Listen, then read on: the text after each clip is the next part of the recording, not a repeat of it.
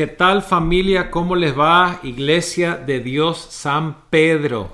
Un abrazo, un saludo a todos. Les bendecimos desde acá y oramos por sus vidas. Estamos con expectativa mirando ya el futuro templo que Dios les va a regalar propio en ese lugar. Estamos seguros que Dios va a proveer para ustedes un lugar hermoso donde puedan tener casa propia. Ya pronto llega eso.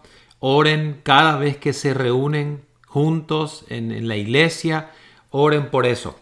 Me pidió su querido pastor Luis que comparta algo para los padres y quiero compartir unos minutos, algo fundamental, crucial, que es una de las más grandes responsabilidades que Dios nos entregó como padres.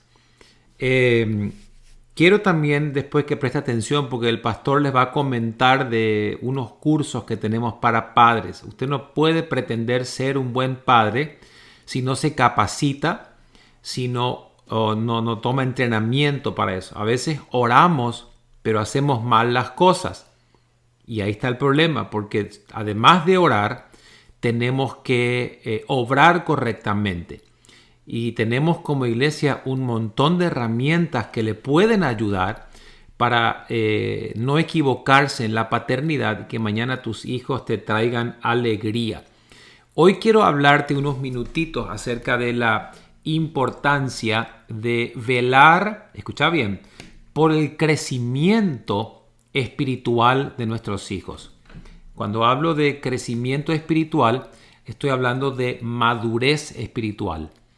¿A qué se refiere la madurez? Bueno, escucha, la madurez tiene que ver así práctica y rápidamente con tres cosas. En primer lugar, una persona madura es una persona que es como Cristo, que se parece a Cristo. En segundo lugar, una persona madura es una persona que vive en obediencia y vive en santidad.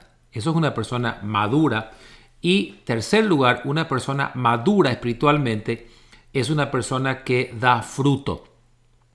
Si usted tiene esas tres características, usted puede decir entonces que es un cristiano maduro.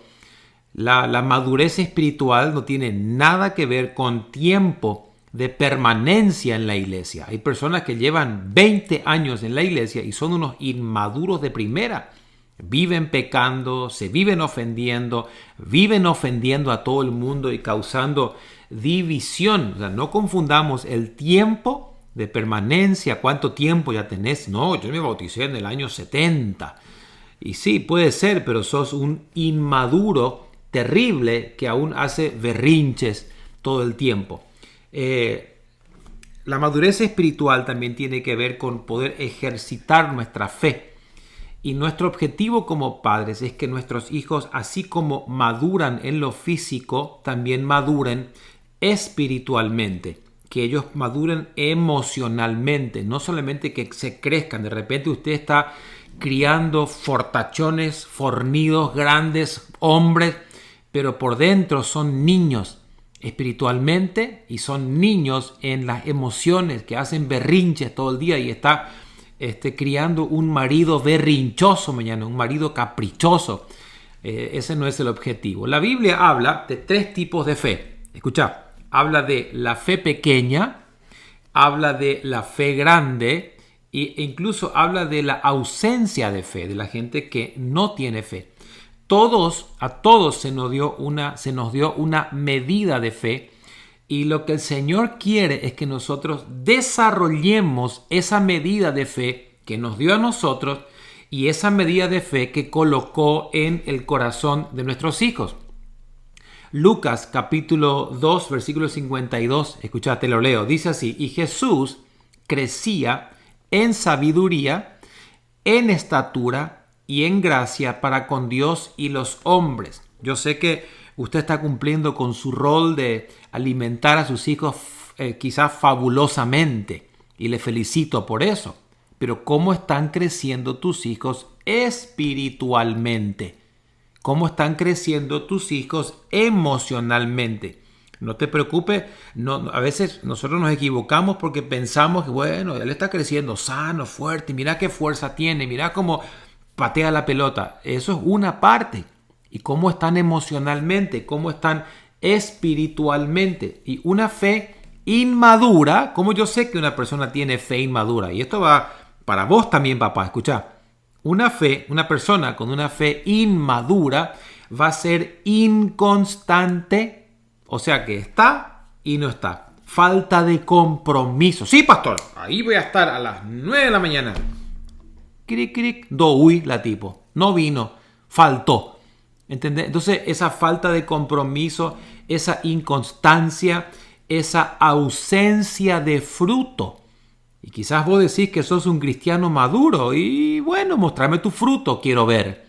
¿Cómo está tu fruto? Si no hay fruto, quiere decir que hay inmadurez espiritual. Por eso el apóstol Pablo le dice a su discípulo Timoteo, ahí en 2 de Timoteo 1, versículo 6, le dice Timoteo, aviva el fuego del don de Dios que está en ti. Y mientras nuestros hijos están en casa, es nuestra responsabilidad de ayudarles a avivar ese fuego, ese don que Dios ha colocado en ellos para que ellos puedan madurar, crecer y dar fruto mañana y se puedan multiplicar en otras personas. Escucha, Dios ama el crecimiento. Te lo repito, Dios ama el crecimiento. Jesús lo dijo en Juan capítulo 15, mi Padre es glorificado en que ustedes den mucho fruto.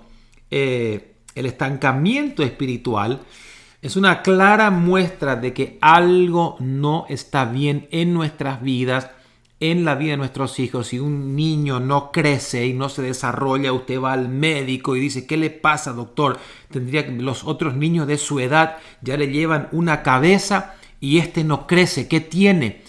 ¿Qué tal si nos preocupáramos así por el crecimiento espiritual de nuestros hijos y viéramos que de repente este niño tiene ya 16, 15, 17 y no está manifestando crecimiento espiritual? Ahora, te voy a explicar.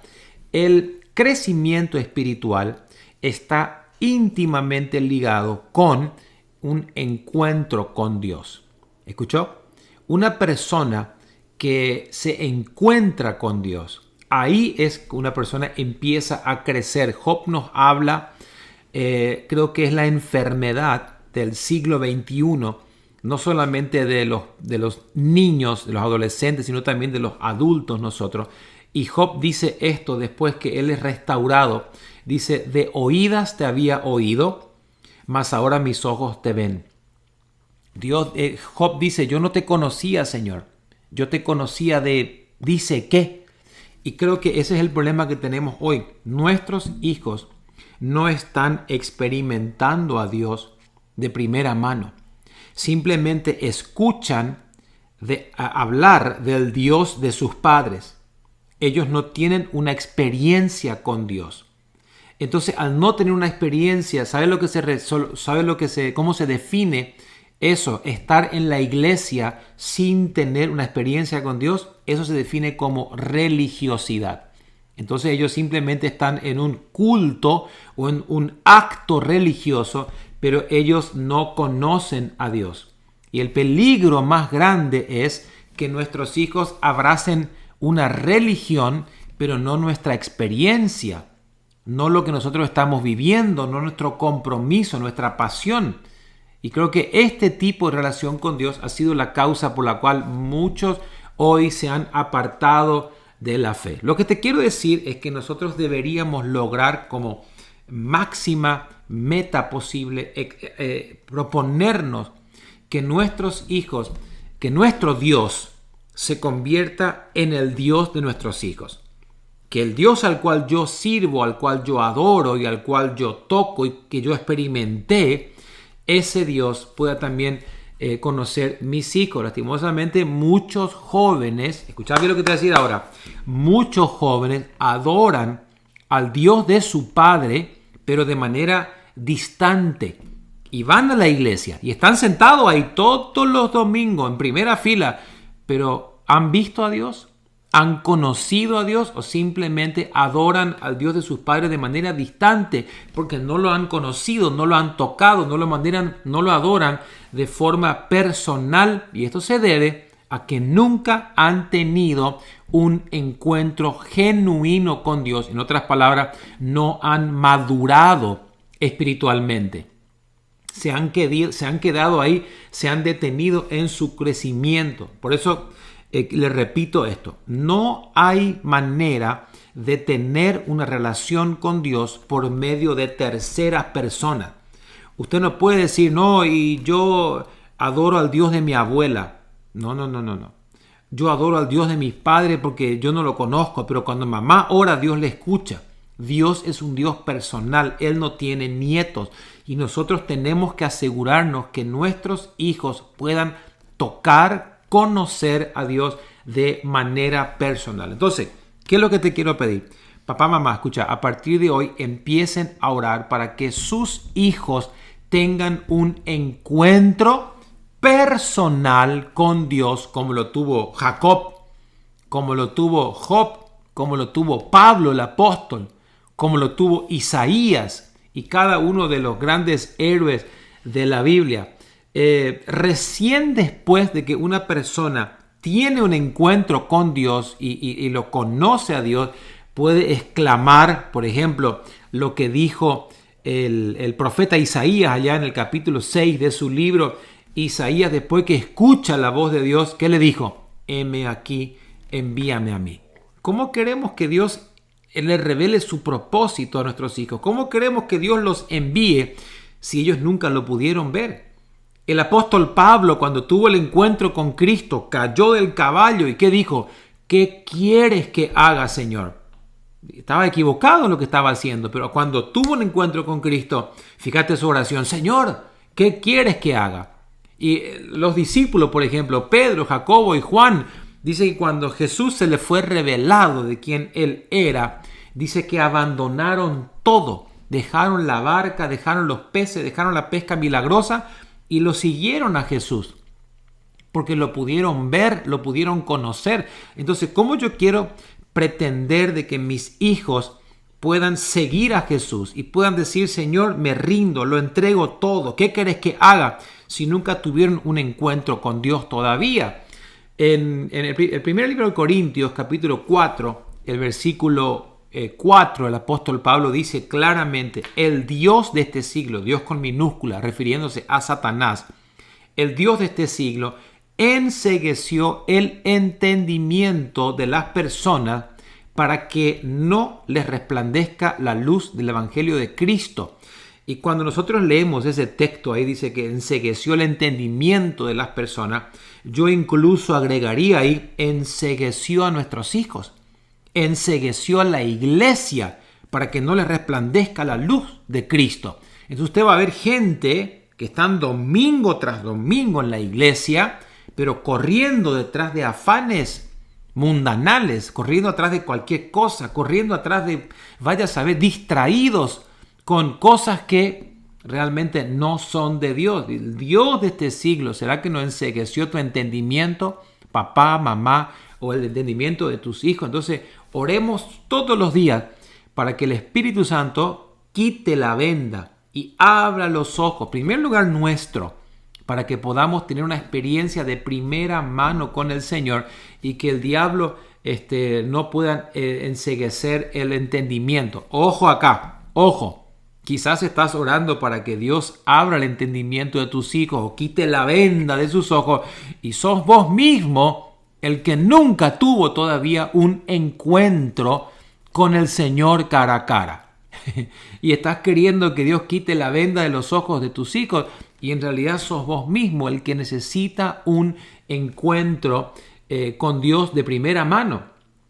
Hasta que no tengas ese encuentro con el Señor, jamás vas a poder comunicar tu fe con éxito a tus hijos y es probablemente que tus hijos simplemente van a experimentar una relación distante con Dios. Yo creo que la iglesia primitiva tuvo tanto éxito por lo que el apóstol Juan escribe allá en el primer libro de Juan, el capítulo 1, y te lo leo, dice así: lo que era desde el principio, escuchad lo que dice Juan, lo que hemos oído, lo que hemos visto con nuestros ojos, lo que hemos contemplado y palparon nuestras manos tocante al verbo de vida, y lo hemos visto y lo testificamos, lo que hemos visto os anunciamos. En otras palabras, Juan dice: señores, yo lo toqué, yo lo vi, yo lo experimenté, y eso es lo que le estoy compartiendo a ustedes. Por eso es que el testimonio de los apóstoles era tan efectivo, porque ellos hablaban de una experiencia con Dios. Muchas veces nosotros vivimos en una religión simplemente y queremos que nuestros hijos se apasionen por Dios, y eso no va a ser así. Entonces subraya ahí en su Biblia: lo que hemos visto, lo que hemos oído, lo que palparon nuestras manos, les anunciamos. En otras palabras, si yo no tengo una experiencia con Dios, yo voy a estar testificando de algo que no conozco. En otras palabras, soy un testigo falso. Y un testigo falso no tiene credibilidad. Estas palabras que leemos ahí en Primera de Juan hablan de una experiencia directa, no algo que se leyó en un libro o que se predicó por allí.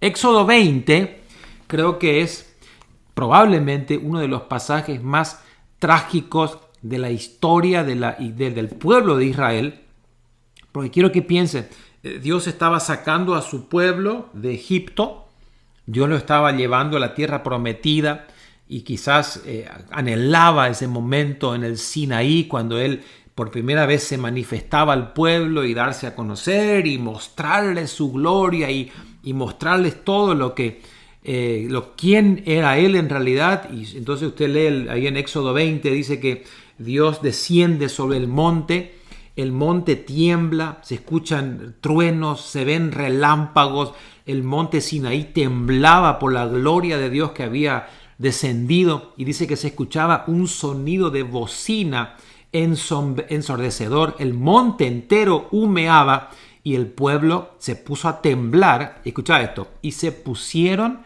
de lejos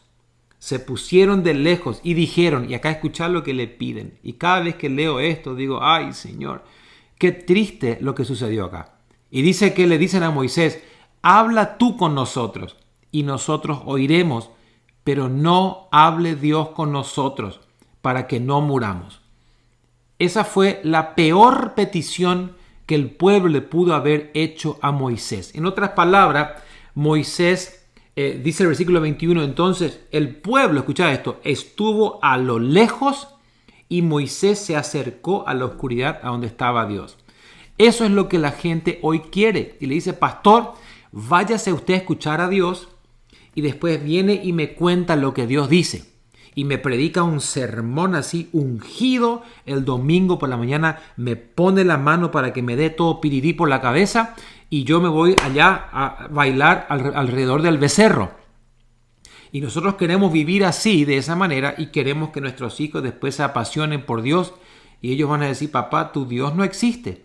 ¿Y por qué, hijo? Porque no te cambió a vos. Seguís siendo el mismo boca sucia de antes.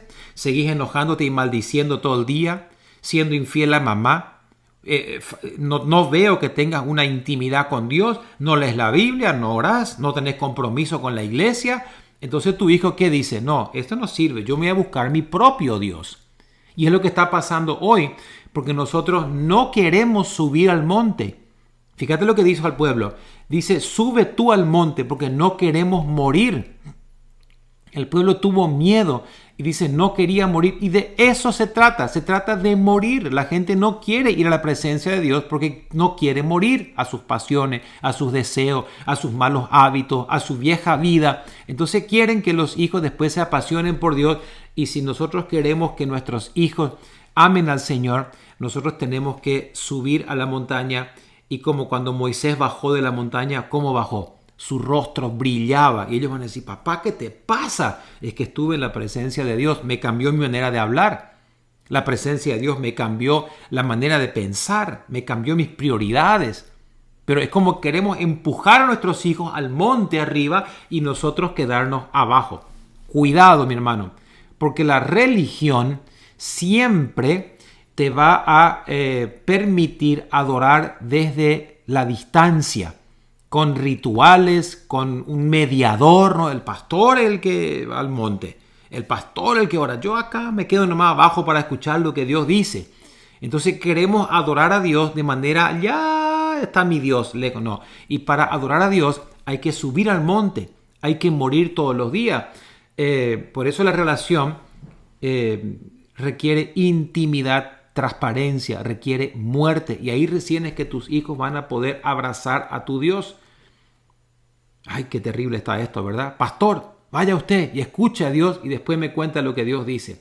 Mire, detengamos un poco, por un momento ahora, de culpar al mundo hostil o la escuela o los amigos del mundo en el cual se encuentran nuestros hijos, nuestros jóvenes, por sus profesores ateos, y queremos culpar a todo el mundo por la apostasía de nuestra familia, de nuestros hijos, cuando los culpables en realidad somos nosotros por no moldear una vida de pasión por Dios. Escucha, voy a repetir eso.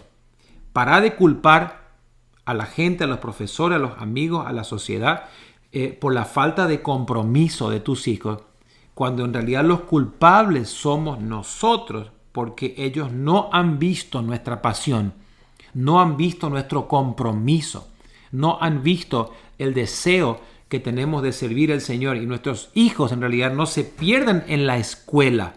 No. Nuestros hijos se pierden en la casa, no por lo que ven allí, sino por lo que no ven, porque no ven a Dios manifestarse.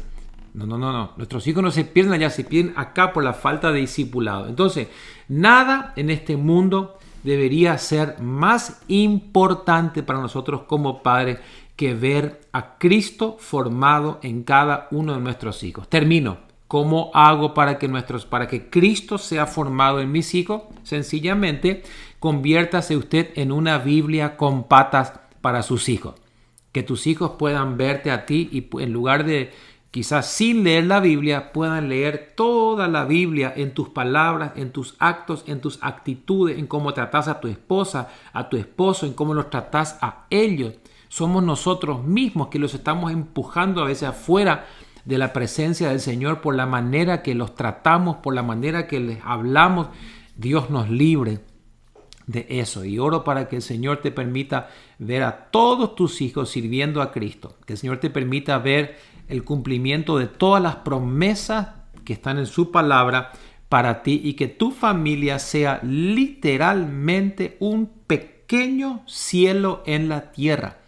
Que en tu hogar se viva la alegría, el gozo, la paz, la abundancia, la provisión del cielo, el ambiente. Eso fue lo que Jesús oró. Venga a nosotros tu reino. ¿Qué es lo que estaba diciendo? Yo quiero que lo que está pasando en el cielo pase en tu casa. Y hoy declaro eso sobre tu vida. Que lo que se vive en el cielo también se va a vivir en tu casa. Y no depende de tu pastor, no depende de tu líder, depende de ti.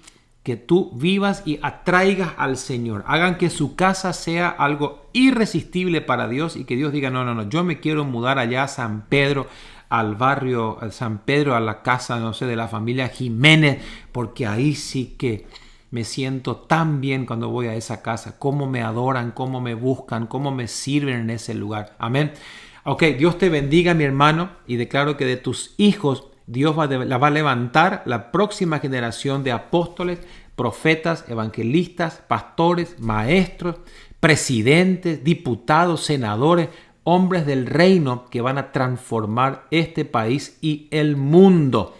Dios les bendiga y nos estamos viendo en breve. Un abrazo grande a todos. Bendiciones.